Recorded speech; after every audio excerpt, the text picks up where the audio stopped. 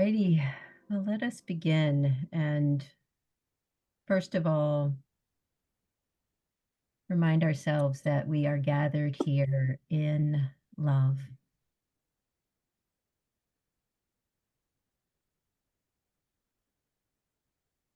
And to allow ourselves to do whatever we are capable of doing, whatever we're able to do, to acknowledge and recognize love's presence. Love is always doing all it can to make itself known to us. And our job is to open ourselves to love and love's effect upon us. So recognizing that we are in this container of love, just like a drop of water is in the ocean. We don't have to do anything at all to create love. We simply have to be aware of it. And when we are and when we trust it, it will heal us.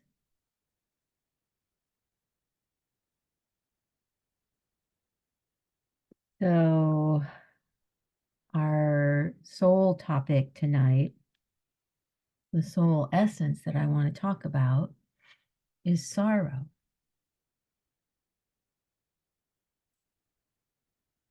And I'm aware that it generally isn't one that we tend to think of in terms of our soul. We go immediately to things like joy, hope, acceptance. But when we think about it, sorrow is so central to being a human. We know that there are other animals that experience sorrow and sadness as well. But in many ways, to feel emotional pain, sadness, sorrow is in some way part of what it means to be human. So, part of the reason for that is because we as humans love. And sadness is something that arises when we love, when we love other people, when we want to see justice in the world, when we don't want to see other people hurt, when we love ourselves and we don't want to be hurt. So to be human is to love. And when we love, it means we will feel pain.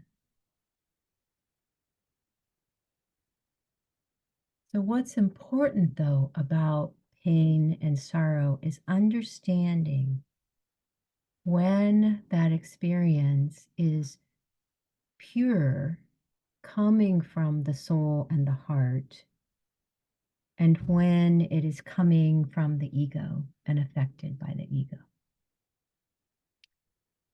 So our practice puts us in powerful touch with our soul so that we can learn to differentiate.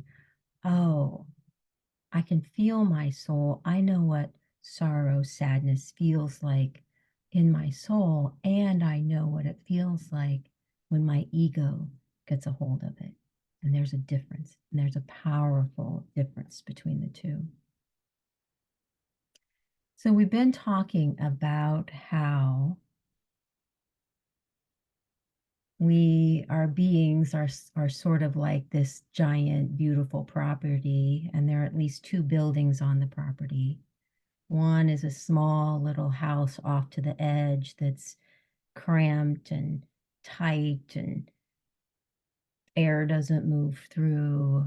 And the other one is a big, airy, open house with many, many rooms and surrounded by lawn and beautiful trees. And somehow or another, we've chosen to live in the small house, the house of ego. And the reason I describe it that way is because that's how ego makes us feel. It makes us feel constricted, contracted, turned in upon ourselves, limited by, the edges of our body. This is us, this little thing. Whereas the soul is this wide, open, airy, porous, light, many roomed part of ourselves. And our work is to learn to move back in to that house. So, again, one of the houses in one of the rooms in the big house is sorrow. And once in a while, and you all have experienced this, that sorrow will be a sweet sorrow. I'm thinking of fall, when the leaves all fall and we know that summer has ended. We can feel that sweet sorrow. But most of the time, when we feel sorrow and deep sadness, it will be painful. We will feel it like pain. Ego hates pain. And, we can say, well, of course, ego hates pain. We all hate pain. Nobody wants to experience pain. But the reality, it really is a reality. I have practiced and experienced it myself, is that when we can give pain enough space and room, and whether that pain's physical or mental or spiritual, if we can give it enough room, it lessens, it doesn't have the intensity, and we can be with it. So the question is, why? Why in the world be with something that hurts? And the understanding that I'm coming to and the belief that I have is that it is in the being with that the pain is healed. So we think we are pushing pain away, we think we are avoiding it, we think we are fixing something. In reality, we're taking it in and not knowing how to be with it so that it can move on through. So imagine the big house with the windows wide open. The air is moving in and out. Sorrow lives there, but it doesn't get stuck. So I had 2 episodes this week of really feeling some sadness and some sorrow, and some pain came immediately. Um, so I want you to think about a question I have. I'll leave a little bit of silence so you can really inquire into yourself. Where does sadness live in your body, in your being? Sorry, not in just your body, but in your being. We're not going to answer this out loud. I just want you to feel for yourself. If sadness has a place to live in you, where would that be?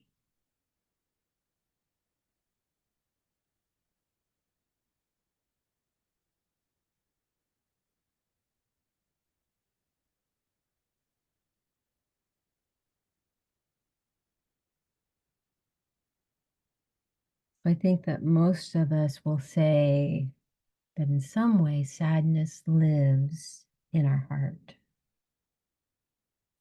I noticed when I was sharing with you that I had sadness this week that I brought my hand to my heart. Um, that it feels like it originates there somehow.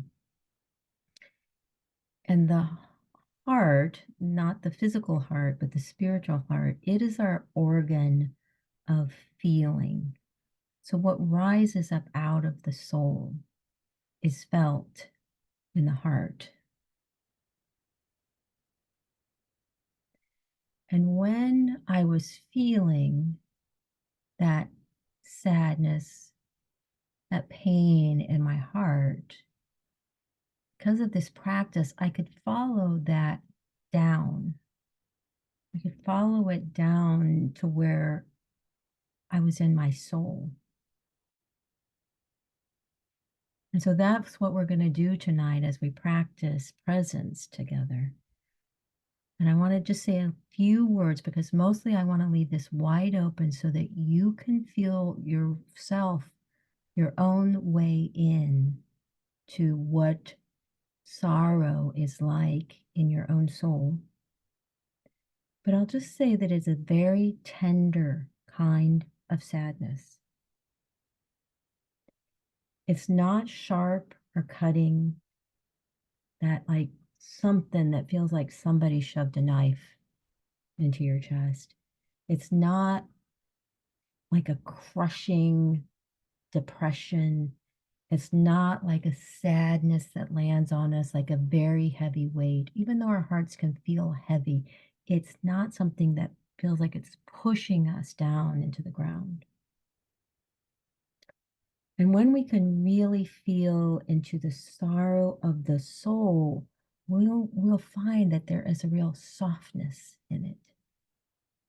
So it's tender and there's a softness in this sorrow.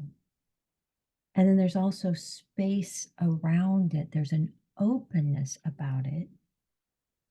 And it doesn't feel like it's something that has to be escaped because it's so dangerous. It's not, we don't feel it to be very dangerous. So we don't feel like we have to escape it. And we don't feel like we have to fix it, especially not immediately. We may be called to fix it, but we don't feel like we have to fix it.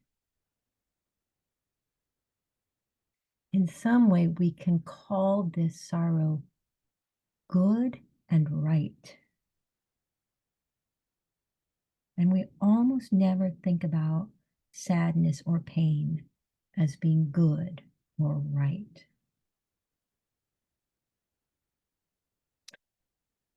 So, those other types of sadness, the crushing, the cutting type pain, that is ego pain. That is when ego gets a hold of our sadness, our sorrow.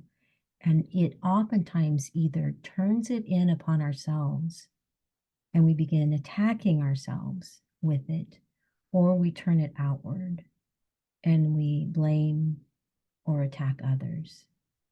And in both cases, we lose track of compassion.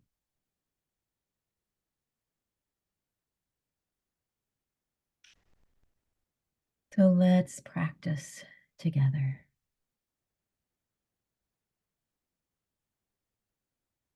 So I invite you now to simply drop into your own experience and begin to notice what you're experiencing now. And to silently say to yourself anything it is that you notice in your experience. As simple as my nose is running, which mine is,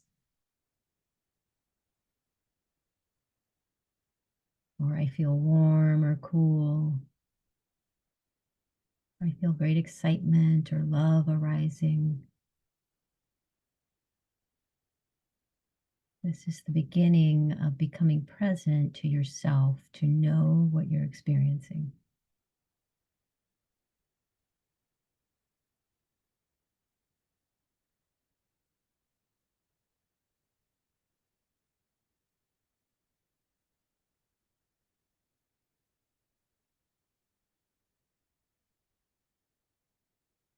And then to bring your awareness to your body, always recalling that it is the body that will support us. No matter what comes, the body will ground us so that we can have access to our soul. So we learn how to be in our body. So just letting your awareness rest in your feet and notice what your feet are like in this moment.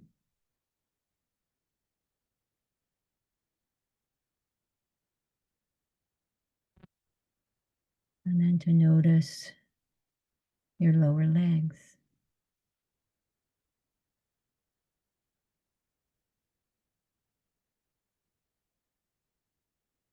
and your upper legs.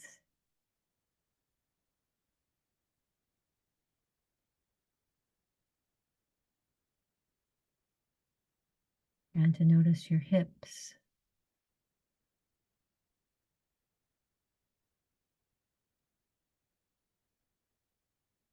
and your pelvis.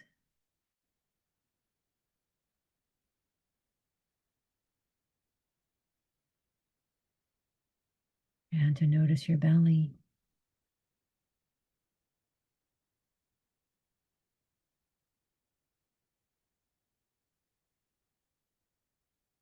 To notice your chest and your heart.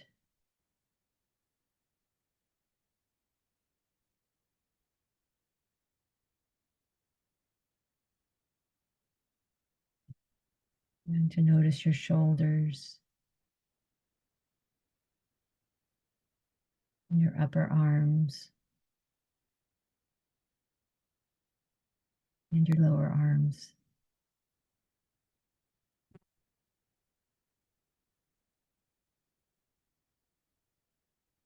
And noticing your hands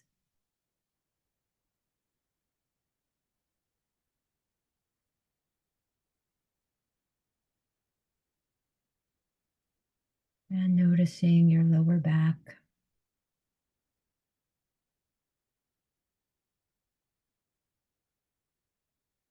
and your upper back.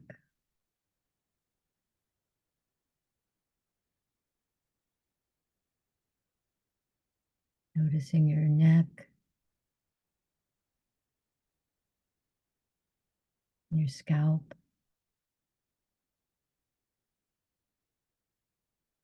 and your face.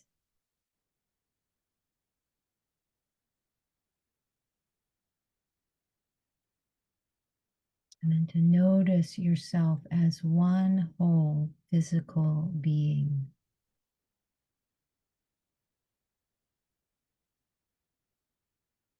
And to feel how that one being is here now, taking up this space.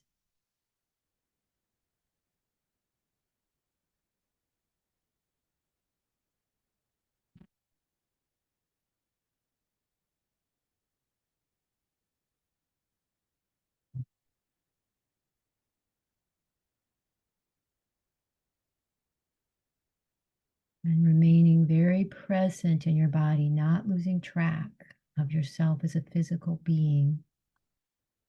Begin to include your inner experiences.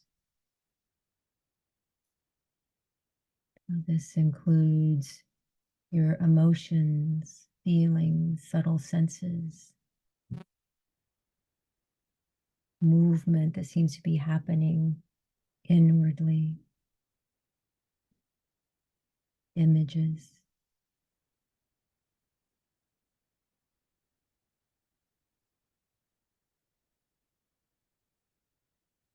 Just really getting to know your inner landscape without judgment or expectation.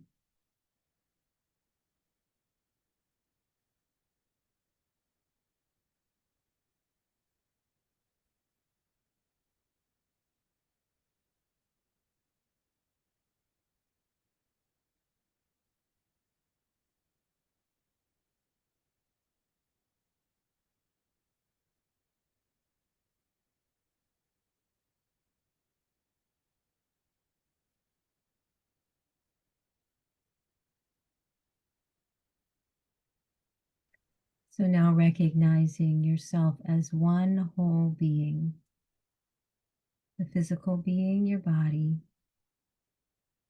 and all your inner landscape, and recognizing yourself as a whole self here now. this feeling that you're having, this experience that you're having of being here, that's your presence. That's the thing we need to get to know so that we can return here whenever we need to.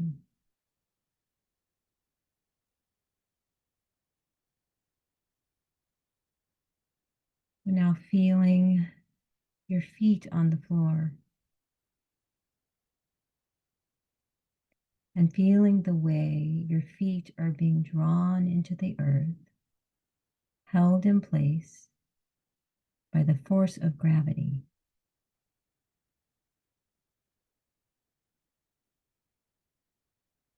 So just really imagine you can feel that drawing into the earth.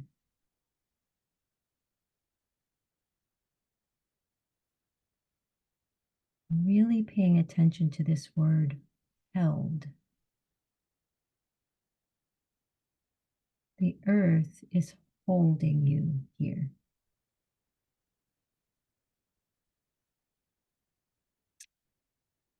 You are not doing the work. The work is being done for you. When we know we are held, we can begin to relax. This is the very beginning of letting go.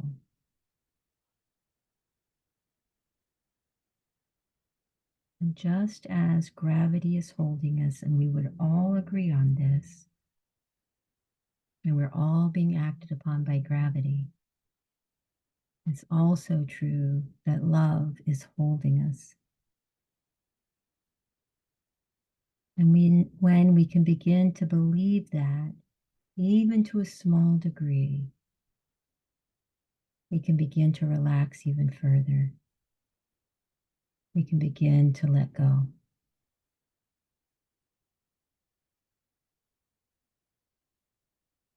So just see if you can notice a surrender in yourself, a letting go.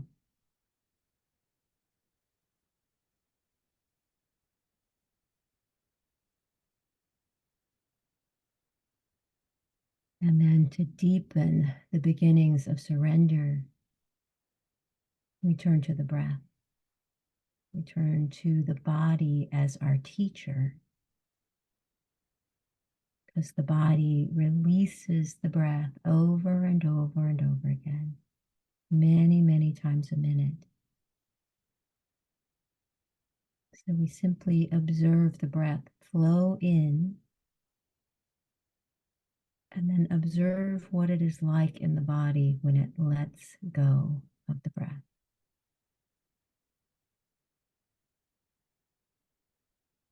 Really fully entering that sensation, what it feels like to let go.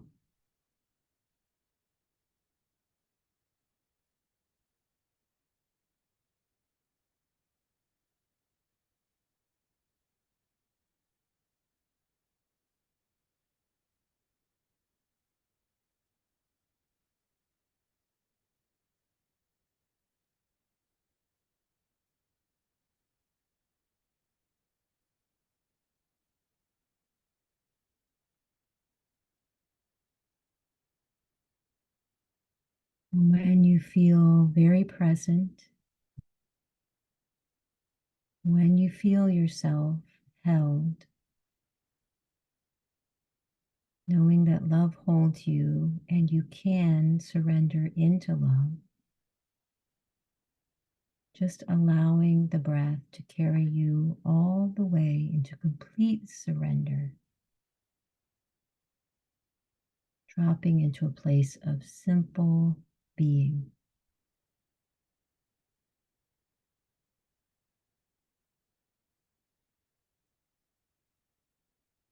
Nothing to do here, no thoughts needed.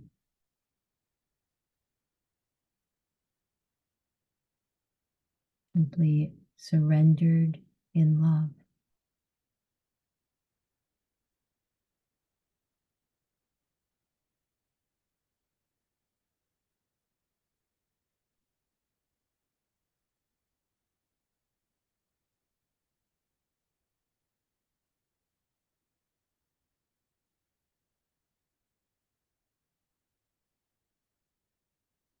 So the practice of surrendering presence is always a journey deeper into presence, deeper into letting go. And when we're able to do that, the ego begins to fall away and we have more clear access to our soul. So take this moment now to see if you can access your own soul, to trust that it is here. There's no doubt about that.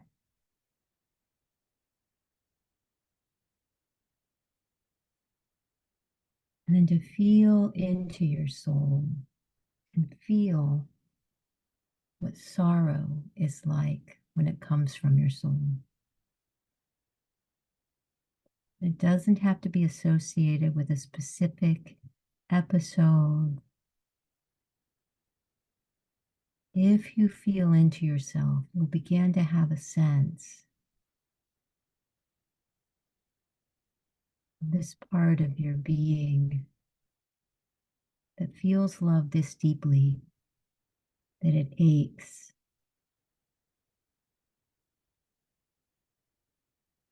And it does it in a beautiful, alive way.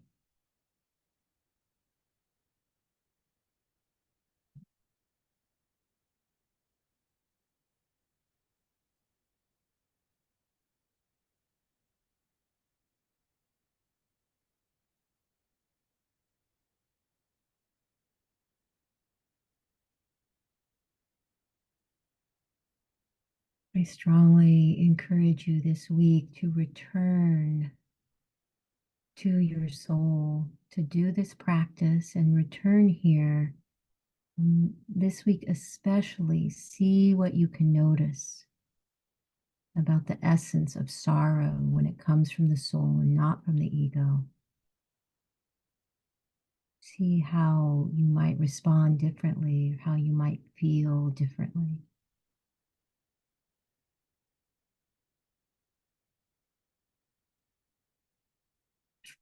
Thank you for practicing with me. I love you all.